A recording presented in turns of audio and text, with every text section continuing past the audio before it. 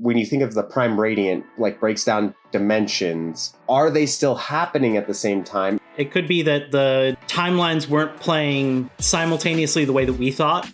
But is that all just because the chip? And does Demerzel really care for Cleon? Because I've been feeling like she does, but now I don't know. Like, what makes you a person, you know? Like, she has more memories than Dusk does. Like, to a certain extent, because Dusk has been edited, like, Dusk is almost kind of a program being run by Demerzel. Right. Hello and welcome to Road Goes Ever On and On. Today, Sterling and I are talking about the hit science fiction show Foundation Season 2, Episode 8 and Episode 9, so spoilers are ahead. And if you like the content, a thumbs up would be appreciated. And if you don't want to miss a single one of our breakdowns, just hit that subscribe button and turn on that bell for notification. And with that, Sterling, what'd you think of these episodes? Man, I really feel like it's ramping up. I was actually very shocked with how it ended because it almost feels like there's not a lot left that it can do after that. But I think it will. But I was very surprised. Let's kind of start with Ignis. So okay, we finally had some important reveals there and some pretty big moments, I think. Yeah, I mean, the last thing we saw was Salvor face down in the water. We see that she's imprisoned, you know, being held in by Fields, and that this was all a ruse. They didn't really want Gaal on the team. Tellem wanted Gaal's body to just continue on. So, from my understanding, when they were doing like the transferring, yeah, you know, she said she transferred to that first girl, and then that girl grew up. But then she said every several decades she's done this. So has she jumped multiple times or just the one time? That's what it sounds like, is that she's done this a bunch of times. I mean, she's been around long enough that she heard Gaal, you know, over 100 years ago, like before Gaal was asleep, you know, to travel. And it's just wild to me that like this culty group is okay with it because she has such a noble purpose of like protecting these people that are vilified by others. And so she would never hurt one of her own kind. And so they kind of like write this one thing off as like kind of a necessary, I don't even know if they look at it as evil. Like they said that this was like such a big honor. Yeah, I really did think that her followers were going to maybe turn on her. Like it did seem like that's kind of what we were getting, you know, with, you know, Salvor and her relationship with that guy that could take Hugo's face, and same with the little kid. It did seem like that they were potentially good and that they would have rallied behind Gaal and Salvor, but it just turns out they were just trying to capture them. I think that the boy wasn't necessarily completely indoctrinated. Sure. And so, like, you did see that he was talking to Salvor while she was down there, and even told her, you know, that, oh, it's these discs that are doing it. So it's like he was kind of helping her a little bit. Even that part made me think that, like, it showed that the cult wasn't as blindly following her. So I thought that, like, in the process of the transfer, more of the cult members would have kind of been like, hey, like, this isn't right. You know, why can't we just all exist? Like, she's nowhere near close to dying. Like, we can all be part of a team. So that moment made me think that they would turn on her. Yeah. And I wonder, like, maybe Tellem really wanted Gaal, you know, not just, like, partially for her power. Like, she had a very powerful power that could possibly help them out. Because it seems like there would be somebody in this group that might offer themselves as a vessel. You know, if this is like such a high honor that you wouldn't have to trick people. Right. But it's possible that in this case, like, Tellem really wanted Gaal, and she realized that she didn't have the time to convince Gaal to let her take her body.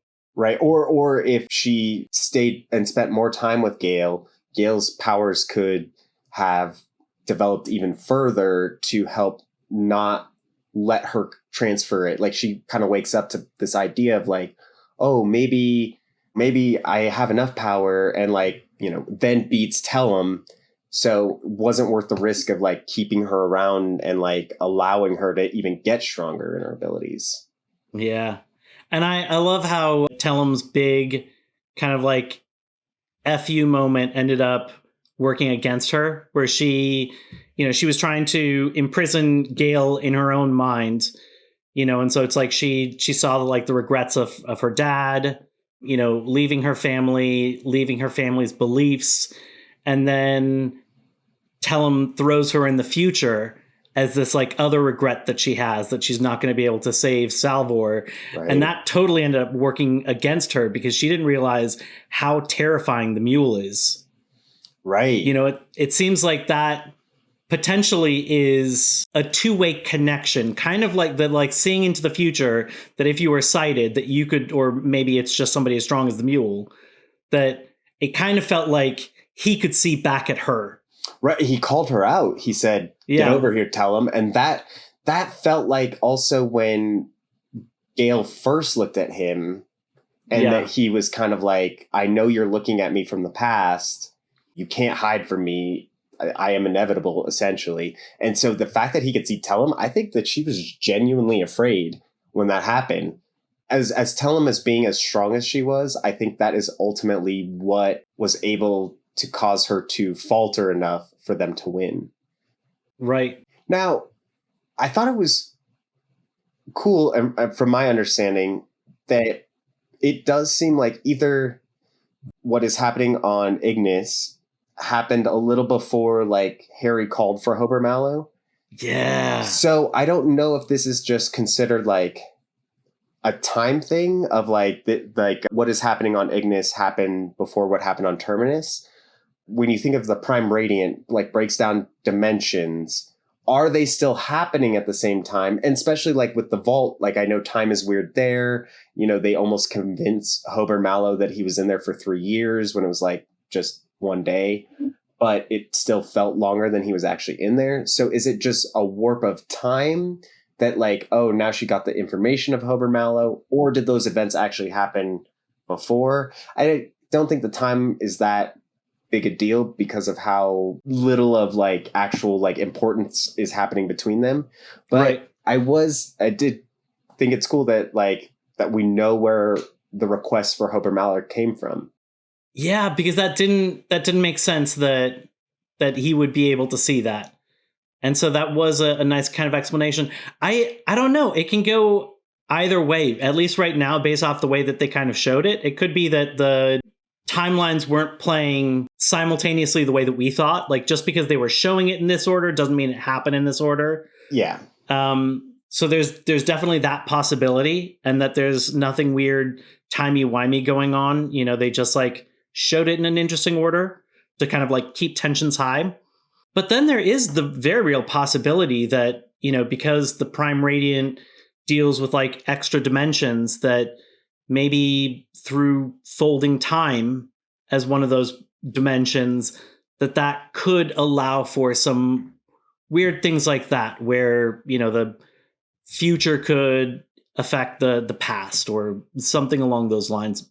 Maybe. Yeah. And I think at least the important part is that Salvor was able to connect to that Harry. And at that point in time, when she told him about Hober Mallow, that Harry then told it to his followers. So like he kind of would, at that point, he is discovering that Hober Mallow is important to the plan, regardless. So I don't really think it's too much of a importance, but. And I love that he initially, like, he didn't want spoilers because he knew that could negatively affect his numbers. So it's like he didn't want any information, and she was potentially telling him stuff that he didn't want to know. I love when he made the realization that like he was the left hand and he didn't get to put his thumb on the scale. And so he's like, fuck, I'm the left hand. Yeah, I'm the dumb left hand. And he's like, wait a minute, but I am still a hand, so I can. What's the point of having a thumb if I can't adjust it? I did love that whole scene of him kind of coming to the realization that he's like, wait a minute, I'm not the main foundation. There's a second foundation. Well, what am I? Am I just bait? I loved that. Right. I also loved the way they did the scene with Harry and Salvor, where it showed her talking to what seems like two Harrys.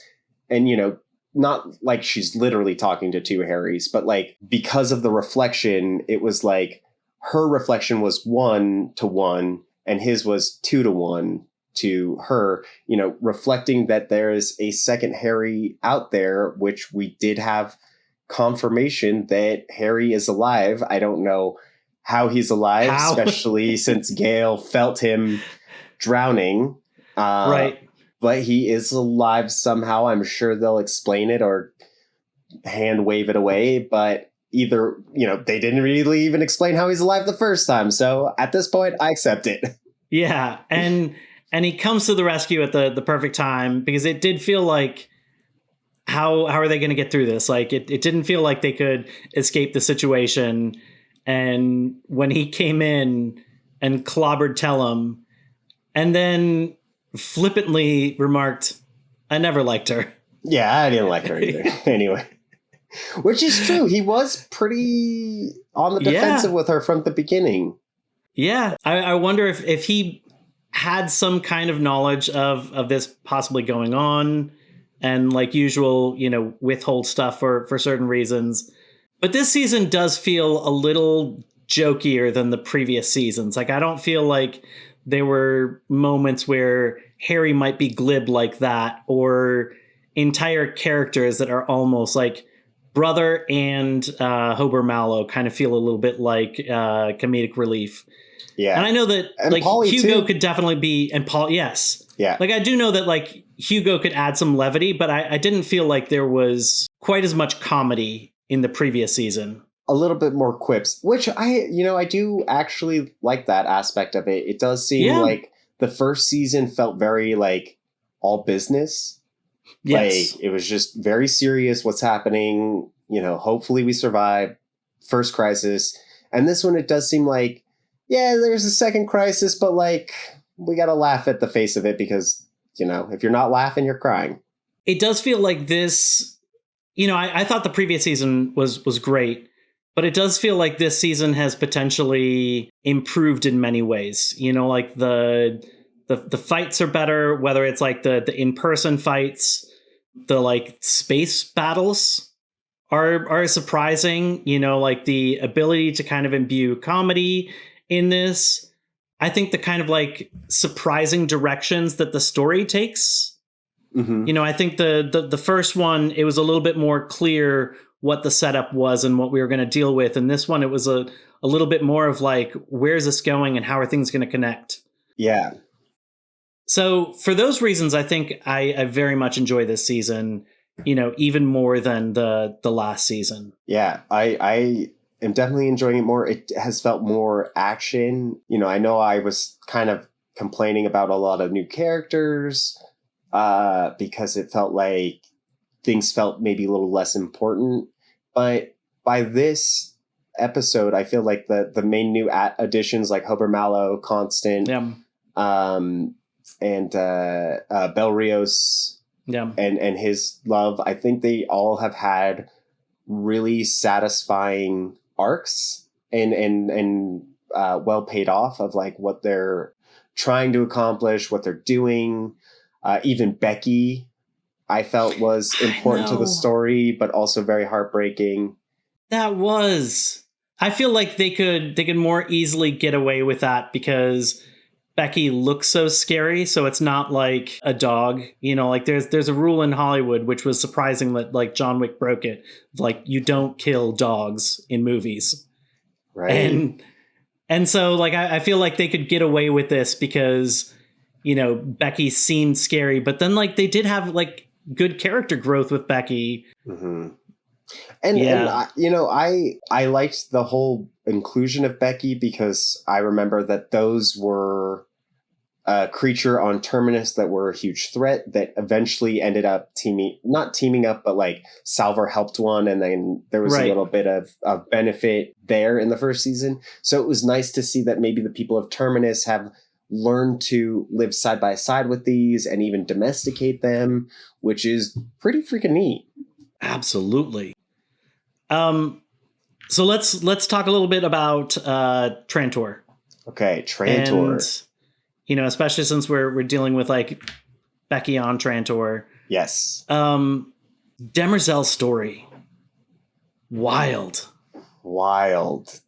And it was a nice kind of like side story that wasn't expected. You know, like they'd spent a decent amount of time on it. It had like its own kind of like subplot going on.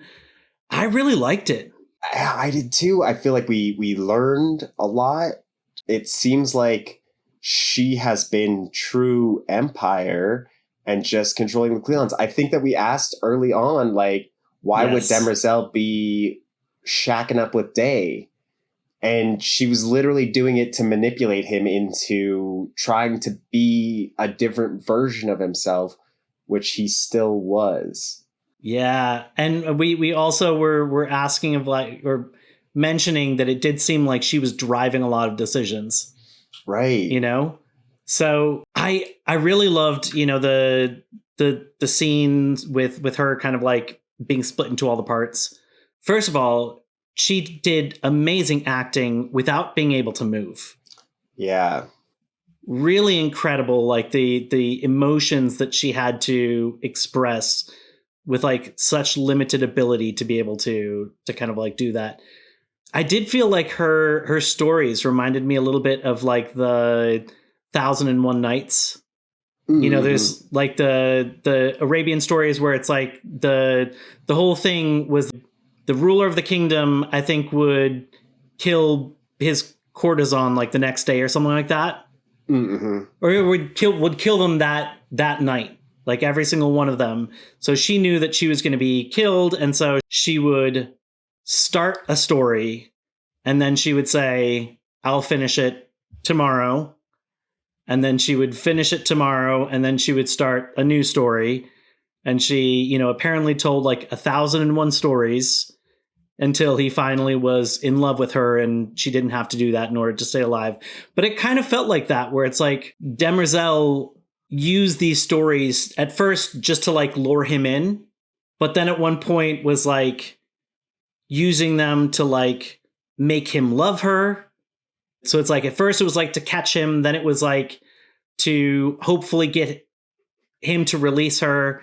It was interesting. Yeah, and I think that when he asked her, he said, "Do you love me?" After he put like the chip in.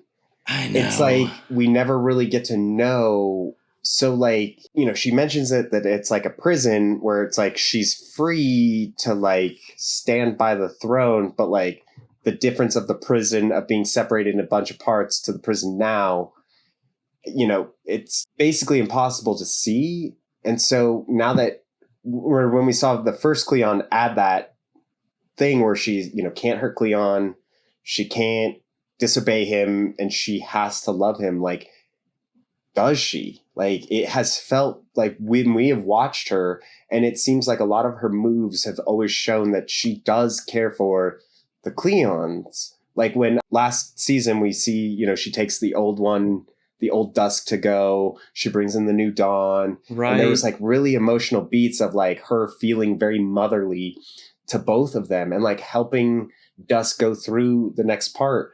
But is that all just because the chip? And does Demerzel really care for Cleon? Because I've been feeling like she does, but now I don't know.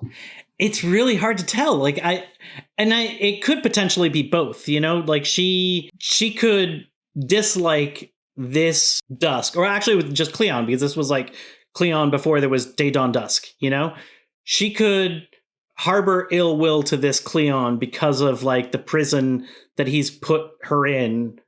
She may not hold that against these other Day Dawns and Dusks because they weren't part of that system. And like the time that she spends with them, that she does grow to love them. But then there is also that possibility that like she always harbors that ill will. I don't know. She did such a good job of making it seem like she cared about the first Cleon. Mm-hmm. But then you could see that she clearly did want her freedom. Right. So I don't know if she ever liked him or if that was all just a ploy.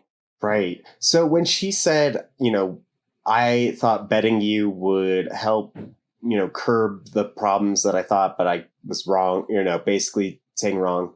What I think that was that when the first Foundation was built, it was because there was the huge attack from the Thespins and the Arrakis. So Arrakis is from Dune. It's I've been playing a lot of Dune Awakening. Anacreon. Anacreons. Okay, yeah, Thespins and Anacreons. His response to that was to go blow up their planets, right? Which created this like rebellion group that ended up causing this huge beginning of the end for the Empire. And I'm wondering if when they did the attack on the palace, right, where Hober Mallow came and mm-hmm. hit Empire no way that anybody has ever done, and then him feeling so much with revenge, doing the exact same move as before. And now part of me thinks that Demerzel was the one that's been, like, she's the closest one to them. I think she's been partially trying to edit their DNA to make them better. Interesting. Like, she's trying to, like, she knows what Day and Cleon is capable of. Okay. If she is the one that could get close to these bodies, these babies, she's technically not hurting Empire by altering their genetics. So potentially she's created this organization to try to alter these genes to make him a more loving, better Empire that's not quick to respond with anger. Interesting. I could potentially see that. And maybe that's potentially why she decided to bet him, so that she was like, if I put in effort to show him love, care, respect, kindness, that maybe he can start being that. Or I don't know, but that's what my thought process was about that. But who knows? I know. I really can't quite tell where like this last episode is going, and like who is pulling the strings on where, because it does. I mean, it feels like Demerzel was possibly okay with going out to Terminus, but then she, at some point when she realizes that like there's no redeeming this day, she just pieces out. That was a wild turn. I thought we were going to see Belrios kill Day. I thought that's what we were, like, he was being told to kill his love. Yeah. He just got his love back. Mm-hmm. I thought that and they've been talking about like trying to overthrow the Empire, and even talking about how the attack on Trantor was an attack on Empire that nobody's ever seen before. And we even saw Day get rid of his aura when he went into the vault to talk to Harry. And so I thought, he had gone back on the ship, was ordering the Invictus to crash on it. And I thought we were going to see Belrios kill him. I know there were a lot of things that I thought that would happen, or that would happen that didn't, or I didn't expect to lose Terminus. And did Harry see that coming? I think he did. Well, that's why the second Foundation was created. Well, but we don't have a second Foundation, so I don't know what that looks like, but I think he knew that this would happen. But like Harry, I think it feels like Harry had a reason to let Day and Demerzel in, because it did seem like he was offering her the Prime Radiant. Yeah. Or he was going to teach her how to use the Prime Radiant. Yes. So I think that like Harry knows that Demerzel's an AI. And I don't think that most people know that, but I think maybe through his psychohistory, he was able to be like, wait a minute, this is like an outlier, if you will. Why is she an outlier? Mm-hmm. Oh, she's probably AI because she's been alive for so long. And so I think he was trying to appeal to her. Like, he knows, I think deep down, that she's the one in charge. And so he's like, trying to be like, look, I know you don't want this. I don't want this. Like, let's fix this together. And I think most of that conversation was him and Demerzel, and Day was just like a child while mommy and daddy were talking. Yes, exactly. So like that makes me wonder whether or not he already knew that she's really Empire. And I wouldn't be surprised if this Harry is totally okay with Terminus falling because he potentially already saw it and has a plan up his sleeve for like what to do next. But I was surprised with, like, we've talked about the fact that Harry is kind of utilitarian and doesn't necessarily care about individuals. But I think he might. I think he sometimes has to make tough decisions. And I think that he's kind of learned to live with that because, like, when he met with Constance's dad, there was zero reason to do that. I don't think that helped the future. I think that was just him comforting somebody in a tough moment. Yeah. I could definitely see that. And maybe he just wanted to peek at like how the leaders of Terminus were doing. Like that might just been a curious Harry moment to be like, let's see where they're at. And obviously, you know, mentioned before, they're not exactly where they want them to be. Like they're lining their pockets more. It's more of like, how can we use this to kind of get rich, as we saw with turning the iron into gold. Right. That could be not in line with Harry's plan. And so seeing the man that was kind of responsible for that, or like benefiting from that, just to view, and maybe just seeing the father of Constant, who he knows is a person that is important to this. Yeah. There are a lot of similarities that I had noticed in these episodes, you know. Okay. So with like Tellem, you know, she's kind of a cult leader. In a way, Harry's kind of a cult leader. Yeah. Tellem will also like sacrifice people for the sake of the good of her people. And Harry is willing to sacrifice people. You know, similarly, like Harry's an AI at the vault and Demerzel is an AI at the vault.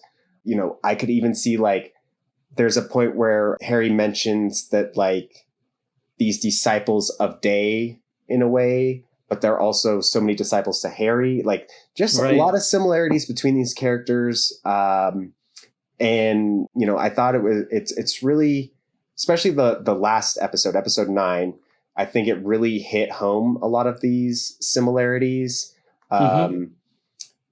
You know, Demerzel is basically trapped by the throne and Harry's technically trapped by the vault. Like there are so many similarities. I thought it was really cool. It makes all of the characters feel connected, but also different, and like how they respond to different things. And I really loved these 2 episodes. I thought they were really good. I mean, it does make you ask questions about why things may or may not be okay. Because if you're saying that Harry and Tellem are very similar, then it's like, why do we look at Tellem as a bad person? Why do we look at Harry as a good person? Like, why is it okay to sacrifice people? When is it okay to sacrifice? Is it okay to sacrifice people? You know?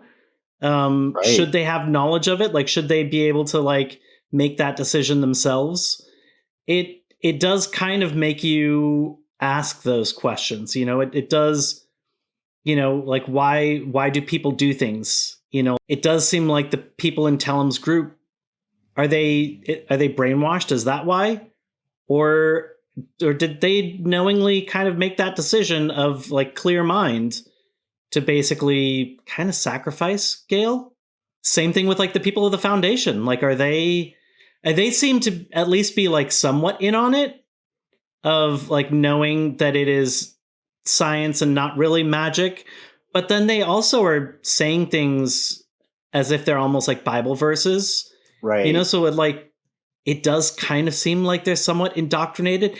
It's tough, and I like that it blurs those lines and makes you wonder about that. And then, like you said about like the AIs and Demerzel, like, is she a person? Like, what makes you a person, you know? Like, she has more memories than Dusk does. Right. Like, to a certain extent, because Dusk has been edited, like, Dusk is almost kind of a program being run by Demerzel. She's choosing the information that he gets, that he bases his choices off of. Yeah. Are the Cleons in a prison that are constantly being born in this cycle to not really have power and not really do anything, but to just be Demerzel's, you know, mouthpiece, essentially. Yeah. It is crazy, you know, and thinking if you think about like what happened with Tellem and Harry, comparing the two, if you look at like Tellem as like the Foundation, right? They're a group of gifted people, not necessarily science, but mentalics. And to protect their species, they have to kind of stop people that are going to hurt them and gain more mentalics. And so was she just trying to do what the Foundation is trying to do to the Empire? Like, yes, on a smaller scale because there are less of them, but what is the difference between that and what Harry's doing?